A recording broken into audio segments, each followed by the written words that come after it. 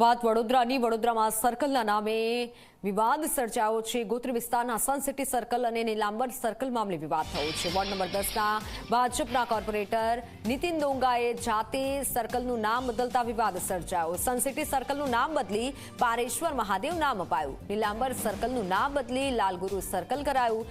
Circle પર નવા નામની તકતી પણ લગાવી દેવામાં આવી। બિલ્ડરો મનમાની કરી પોતાના ગ્રુપના નામથી સર્કલ બનાવતા હોવાનો કોર્પોરેટરોએ આરોપ કર્યો છે। અધિકારીઓને અનેકવાર રજૂઆત કરી છતાં નામ ન બદલાતા જાતે નામ બદલી નાખ્યું હોવાની કોર્પોરેટરે વાત કરી છે। સર્કલનું નામ આપવા એસ્ટેટ કમિટીમાં દરખાસ્ત કરવી પડે, બાદમાં દરખાસ્ત સ્થાયી સમિતિમાં આવે, સ્થાયી સમિતિ મંજૂરી આપે, સામાન્ય સભામાં મંજૂરી માટે મોકલે છે। આ કોઈ પણ પ્રક્રિયા થયા વગર બારોબાર અધિકારીઓ સર્કલ બનાવવાની માટે મંજૂરી આપતા હોવાનો દાવો કરાયો છે।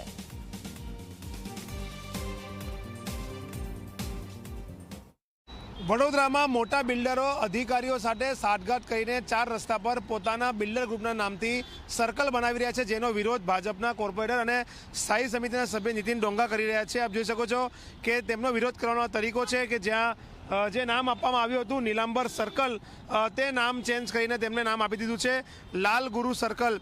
આ તો એક સર્કલની વાત થઈ છે, આવી જ રીતના બીજા એક સર્કલની પણ જે નીતિન ડોંગા છે તેમના દ્વારા રાતોરાત બિલ્ડરના નામનું જે હતું સર્કલ તેને બદલીને પારેશ્વર મહાદેવ સર્કલ આપી દીધું છે।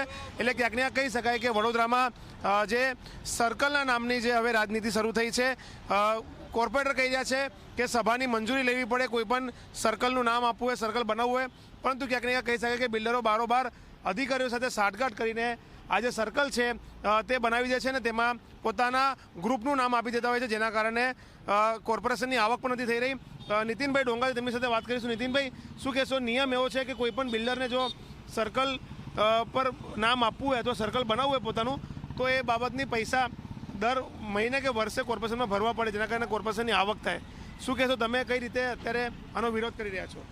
સર્વપ્રથમ તો કોઈ પણ સર્કલ બનાવવું હોય કે એનું નામકરણ કરવું હોય તો પહેલાં તમારે એસ્ટેટ કમિટીની અંદર માગણી કરવી પડે, ત્યારબાદ એસ્ટેટ કમિટી એ સ્ટેન્ડિંગ કમિટીમાં મોકલે, સ્ટેન્ડિંગ કમિટી એ મંજૂર કરી અને સામાન્ય સભામાં મોકલે અને સામાન્ય સભા મંજૂરી આપે ત્યારબાદ જ તમે આ પ્રક્રિયા કરી શકતા હો છો।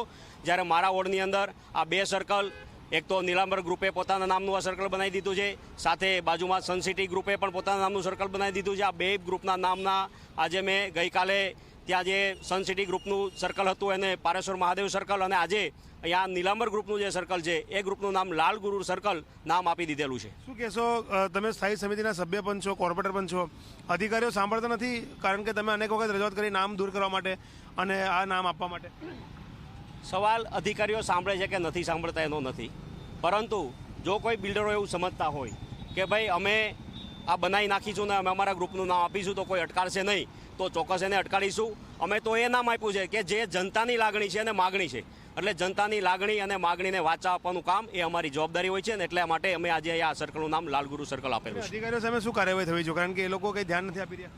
અધિકારીઓની સામે જે કાર્યવાહી કરવી એ કરે, અમે અધિકારીઓની ઉપર ડિપેન્ડન્ટ નથી, અમે સ્વયં પણ કામ કરી શકીએ છીએ। બિલકુલ, અધિકારીઓ પર અમે ડિપેન્ડન્ટ નથી, સ્વયં પણ અમે કામ કરી શકીએ છીએ તેવી વાત જે છે તે નીતિન ડોંગા દ્વારા કરવામાં આવી છે। એટલે ક્યાંક ને કહી શકાય કે સમગ્ર મામલામાં જે બીજેપીના કોર્પોરેટર છે તે હવે લાલગુમ થયા છે અને બિલ્ડરોના નામથી જે સર્કલનું નામ અપાઈ રહ્યું છે તેને તેઓ જાતે બદલી રહ્યા છે।